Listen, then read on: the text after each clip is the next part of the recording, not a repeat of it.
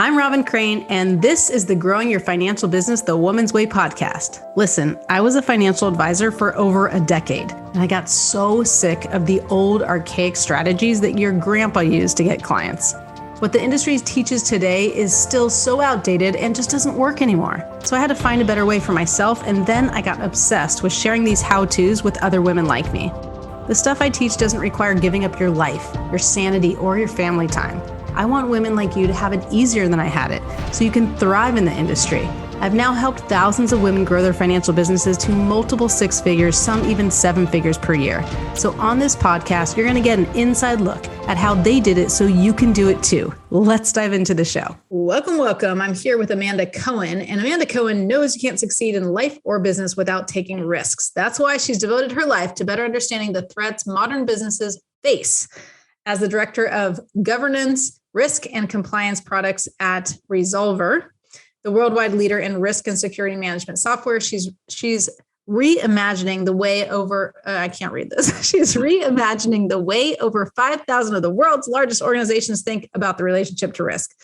That was a hard sentence for me to read. She's reimagining. So what do you mean by that? Let's just go with like my mistakes, because life is filled with mistakes and we don't edit things. So tell me a little about more. So you're at Resolver. Tell us a little bit about the company and what you do there and how you help people manage their risk. And today we're going to talk about the risks you should take and the risks you maybe shouldn't take, and figuring out your threshold so you can grow your business. Yeah. So I think in terms of reimagining risk, people often think about a risk management program as like a stoplight PowerPoint slide that comes up in some kind of like executive meeting. And they're going to say our reputational risk is moderate, and, our risk of inflation is high. And okay, like that's great. You've got this nice little graph that you're showing, and what's the data behind it? And how are you actually making risk-based decisions? Because putting up a graph and taking your 5 minutes while you're presenting is, part of the equation, but there's so much more about what could disrupt your business. And so, well, I was just going to say that, I don't know if that I've experienced that, because I'm not I didn't come from the corporate world. I've never been in a corporate meeting. I hardly can spell corporate, hardly can say it for sure.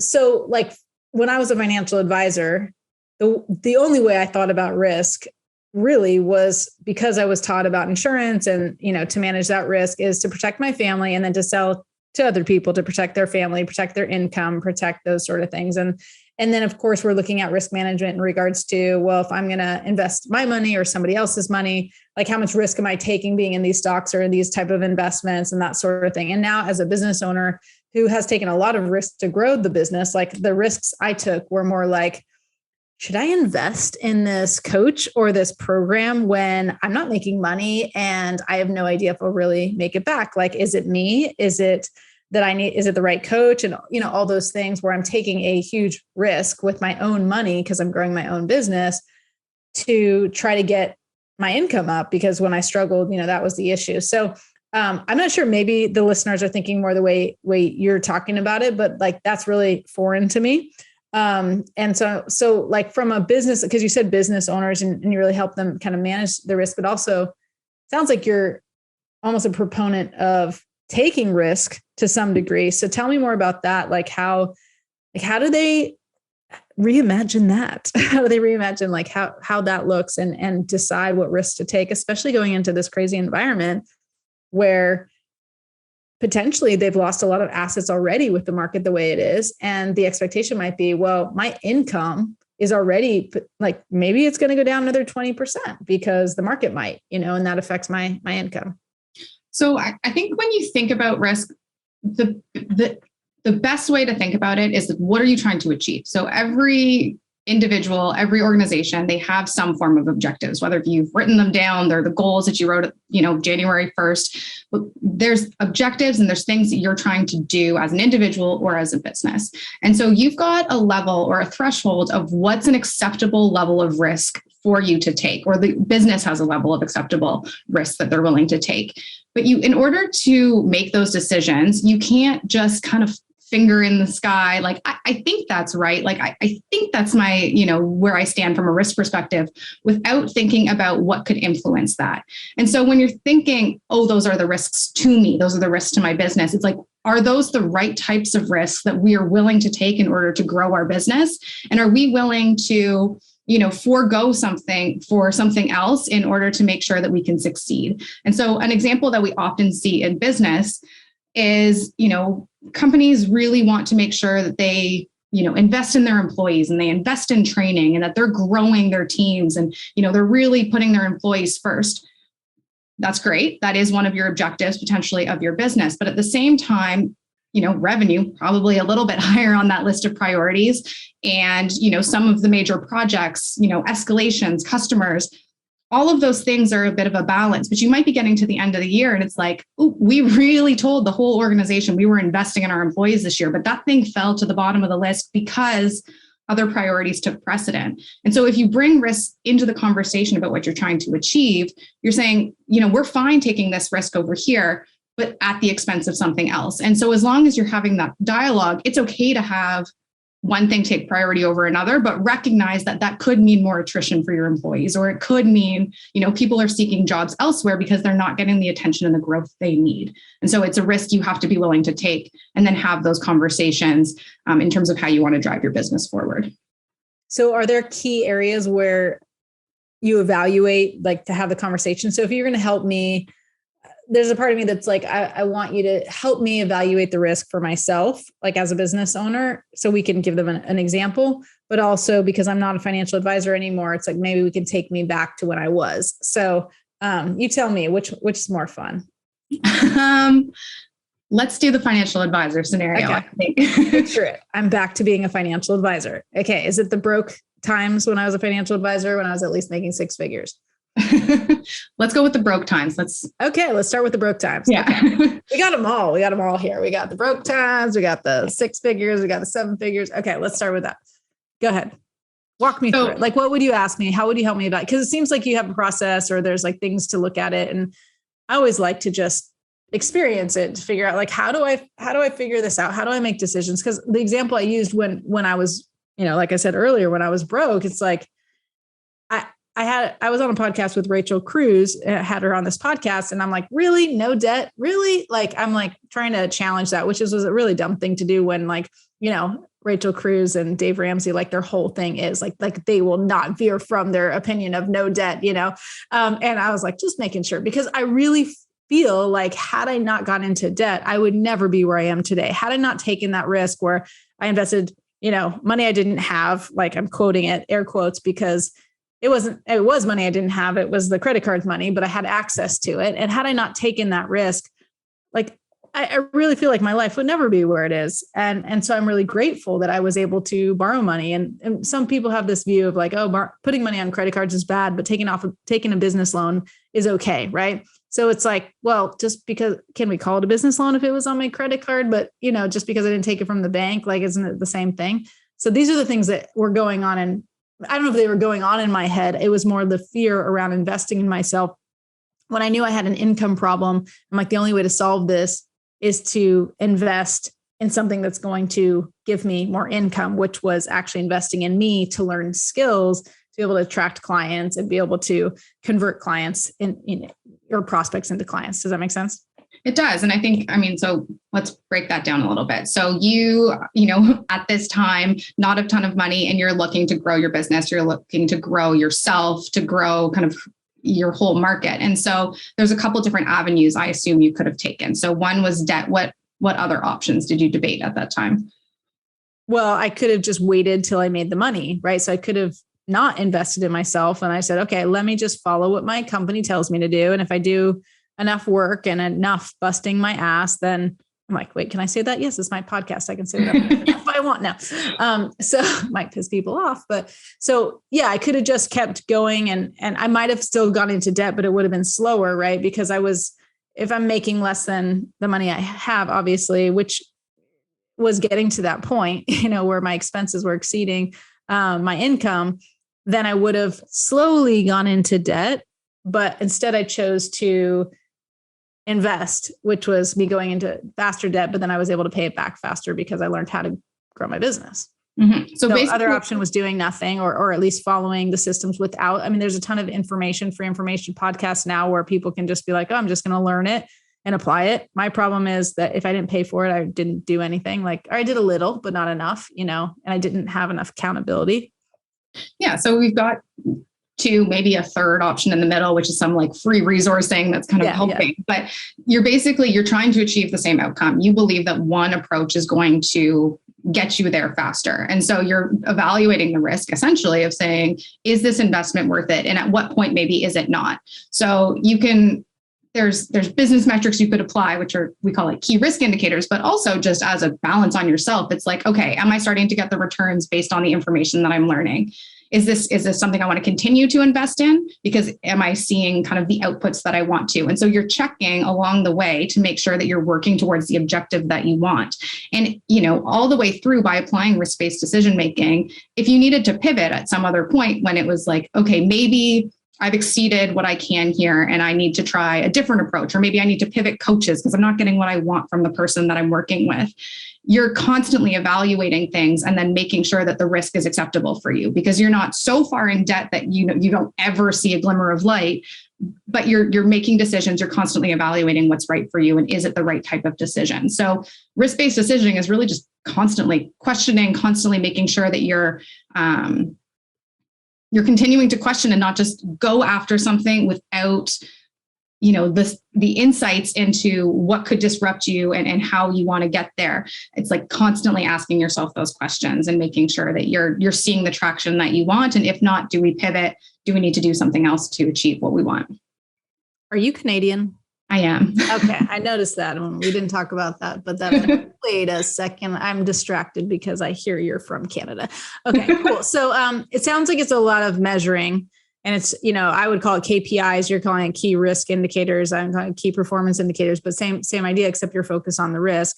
And what have you found with business owners? Like, do you have stories of, those who were very cautious and they didn't take a lot of risk and they still ended up doing very well?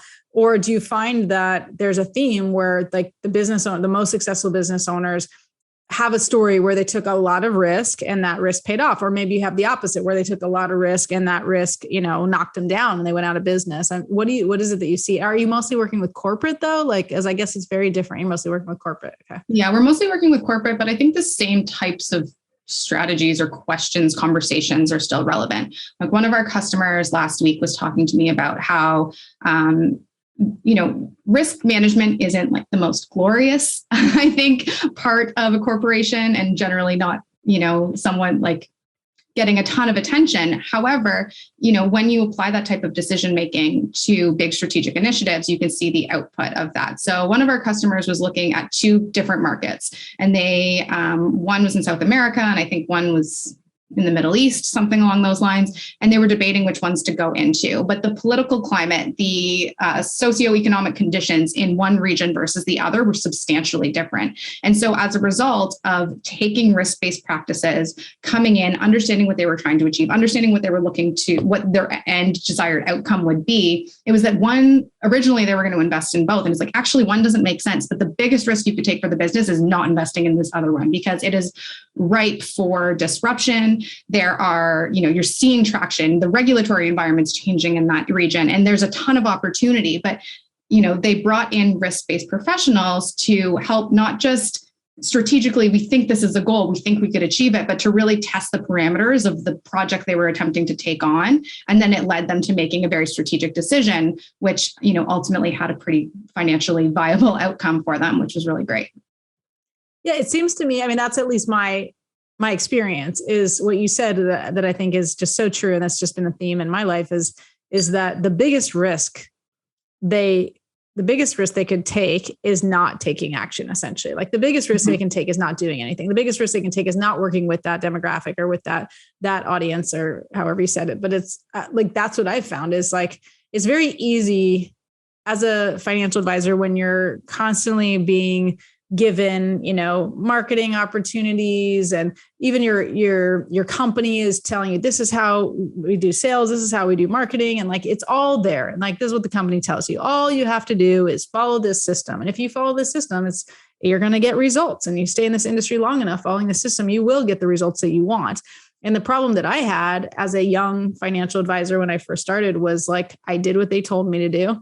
I got results like, okay, call your friends and family, meet with them. Like, that's a risk in itself, right? Like, call friends and family, like that was a risk. And that was a big risk because I ended up actually tarnishing a relationship with my cousin because it was awkward. It was weird. It was like in my first few weeks as a financial advisor. So sometimes though, we're not thinking about that risk. We're just scared, but it's probably scary because there's some risk there. But there's a risk in going after friends and family, and there's a risk in not, right? Because you can't build your business off of nothing. But what was frustrating for me was that I did those things. And because I was 29 years old, like the referrals that I got after following their system also didn't have very much money. And so like I got lots of clients, but not lots of revenue because they didn't have lots of assets.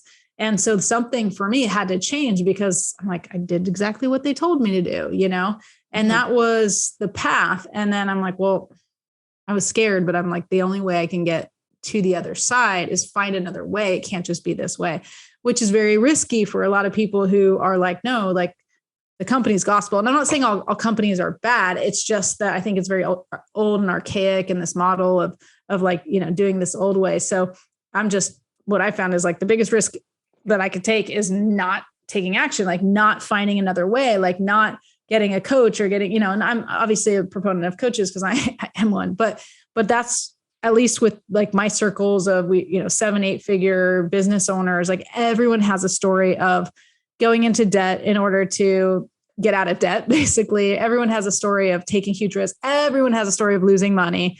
It's like, because those are the risks that you take in order to go big or go home. Right. So is that what you're finding? Well, I think it's actually even more practical to our business as a whole. Like we have a technology platform and it's pretty agnostic. We could sell to anybody that's, enterprise. They have to be like a bit of a bigger company. But our technology is really flexible. It can do a lot, which is actually like a huge benefit and almost a downfall, because if you can do anything and be anything to anybody, like who are you focused on? Who's your target market? Who are you actually going after? Who are the ideal customers that make the most sense for you to work with? And so we went through this really long phase where we were trying to grow revenue and within the division that I work within, but we were selling to anybody who called us and we weren't really like engaging with the right people. And so our CEO challenged us to go in and go through this exercise of, strategically, who makes the most sense, and then start saying no to customers who don't fit the profile of who is our ideal buyer. And we've seen our win rates go up substantially, which has been incredible. And we've seen the revenue come in, and we're now exceeding the other division that we, compete against. But secretly, I would say that we friendly competition, and we're growing at this like really great rate. And I think that, having that focus, if we had continued to operate the way that we were not going to see the growth. But narrowing our focus and really deciding who we want to go after, and let's get rid of the generic marketing campaigns. Like, it should be targeted at those people because those are our ideal buyers, and they don't buy one thing, they buy 6 things. Mm-hmm. And that's a much more valuable strategy for us. And so the risk, to your point, of not doing something was not going to get us to the revenue targets we needed in order to be successful. That's you're kind of drinking my Kool-Aid without even, well, maybe you do know it because you said you read some of my book. But that's what I talk about a lot, is that especially in the industry, I mean, of course, everyone wants to work with high net worth clients, but that's like a humongous target. That's not a real target, because it's like, we all know the targets, that they're big circles, and then in the middle, there's the actual target. Like, yeah, maybe if you say high net worth, it's like a humongous circle, and then, but you're nowhere near the target because it's too broad. And so I talk all about this all the time, is like, you got to get really clear on who you want to attract. And even to the point where it's like one person, and then we clone that person again and again. And I think the risk again is like the perceived risk. Actually, I should talk about that first. The perceived risk is if I start saying no to people, I'm going to lose money, right? If I start saying no to people, then who want to give me money in this case to manage, let's say, or to do products or whatever, then I'm going to leave a ton of money on the table. And it's the exact opposite, because once you start targeting, you become seen as the expert.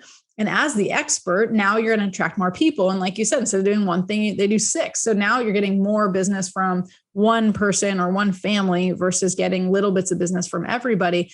I had this woman at my Positioning Yourself for Profits event, and she was talking about how she wanted to make an additional like $15,000 a month. She was making $15,000. She wanted to double it.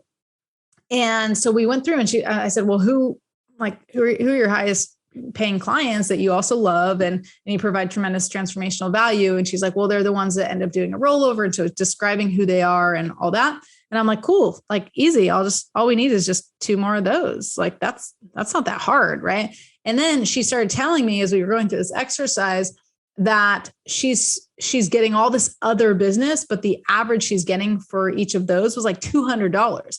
And I said, how much time do you spend with those who you make 7,500 ish, versus the ones you make 200? And she's like, well, three hours, like for everyone, no matter what. And I was like, stop it. I was like, stop it. Actually, though, stop. Yeah, stop. I'm like, oh my gosh, everyone you're spending, like do 15 minutes. If you talk to them for 15 minutes, make sure they have a solution where, they're going to get taken care of, but that solution does not have to be you for 2 hours and 45 minutes more. And then you have you're freeing up all this time to go get 2 more clients at that level. So I think people forget about the risk of time. Like, how much time are you spending on the wrong things? Like, that's a huge risk that you're taking, because you could be spending time somewhere else. And this idea of, well, if I pigeonhole myself, and say specifically who I'm going to target, then I'm going to leave all this money on the table, is the exact opposite, because you work with everyone, you work with no one, because they can't see you. Like, you're totally invisible.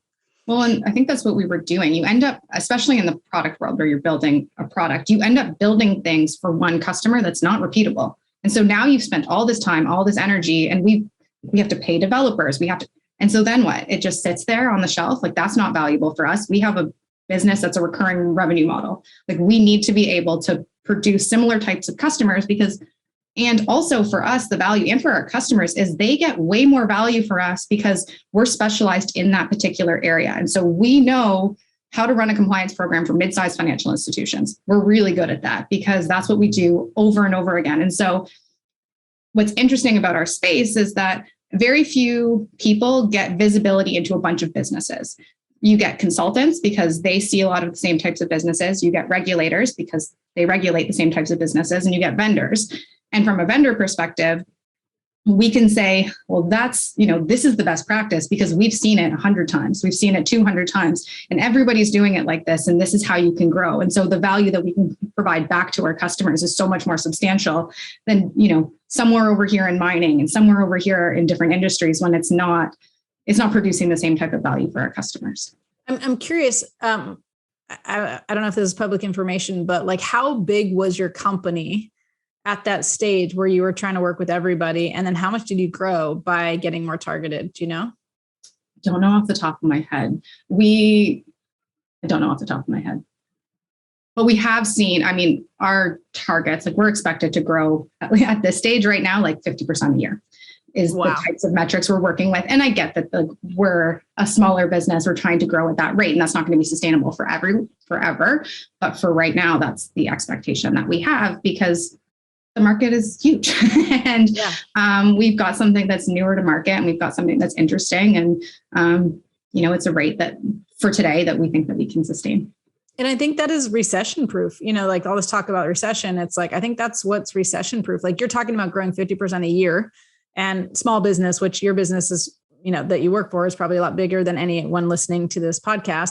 So they have the potential to double, to go 100%, to triple, to quadruple. And that's what I've seen with a lot of the women I work with, is it's that focus. And it is recession proof, because there's always a need. And you talked about kind of the better you understand who this customer is, the more you can provide value. Essentially, that was my take on it. And what I think you're really talking to them about is what are their understanding, or I should say, understanding their problems, understanding what they want, and then you provide the solution to get them there. And that's why you're getting, the repeat customer again and again. And the way most financial advisors think about it is that repeat customer is one, they bring more business, but two, they give you referrals. And everyone like knows that, financial advisory business is all about referrals. And most people, especially if you've been in the business a long time, they're like, oh yeah, I base my business on referrals.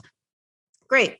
Awesome. Love it. Except it's not necessarily intentional or reliable or predictable. So like, there's got to be more. Like the more you focus on who the person you want to attract, the more you focus on like messaging, which I talk a lot about, which problems, results, and understanding what they need and communicating that, the more likely you'll get that repetition, that, repeat business again and again. So it's interesting though, from like the risk perspective, because this conversation went in a different way than I would have thought, which is always how it goes, I guess, because I never know where we're going with it, but which I like, because I think that's really relatable for the women listening. Is like, wouldn't think that this is a like conversation about target marketing is a risk conversation, but I love that angle, because I feel like it's very easy to say, I'm just going to do it this old way.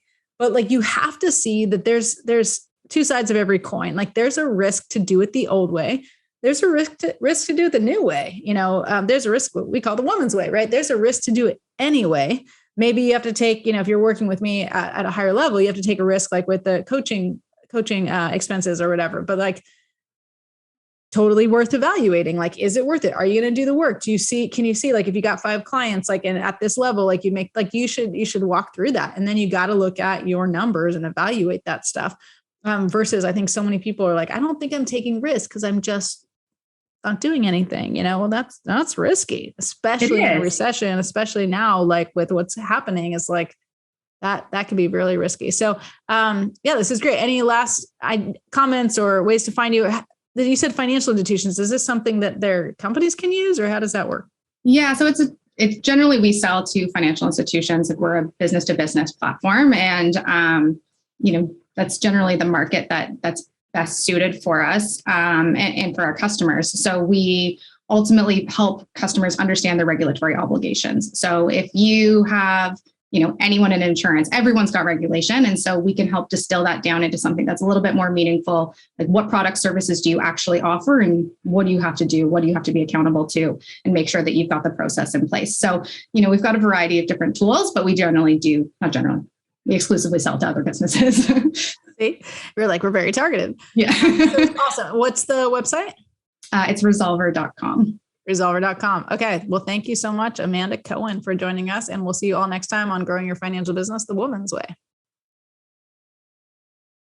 I actually have the link for the tag challenge, the appointment generator challenge. So instead, you can just go to femalefinancialadvisors.com and register right now so that you can get 5 quality appointments in just 5 days. Now, this is not around, you having to talk to friends and family and get all awkward. This is not about you having to spend marketing dollars online or create a whole funnel. This is going to be easy. It's simple. It happens in 5 days. If I can get you 5 quality appointments in 5 days, then you know that you can have the best year of your life, because you just need to get in front of more of the right people. We will walk through it together as we do it. So do not miss this. And if you're smart, do VIP, spend a few extra bucks, and you can actually spend time with me on Zoom where I can connect with you, get to know you, and really help you get those quality appointments so that you can grow your business.